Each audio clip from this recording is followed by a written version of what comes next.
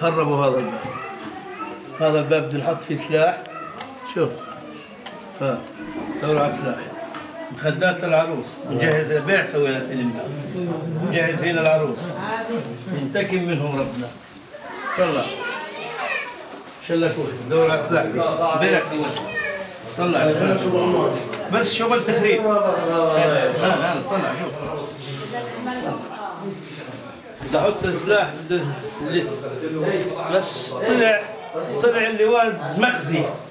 هذا جهاز عروس خفشوه مع الطناجر اللي للدار مع البطاطا مع جميع اللواعي. السدة هذه كلها عليها لواعي للدار، خفشوهم جميعا ضربوه في بعض البعض.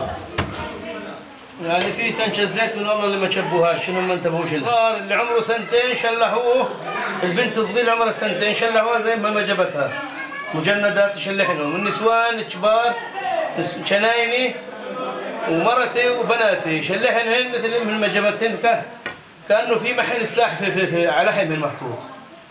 الدكة الزعتر شبوه وخلوا الكلب يشمشموا. المرامية عندي جميعها شبوها.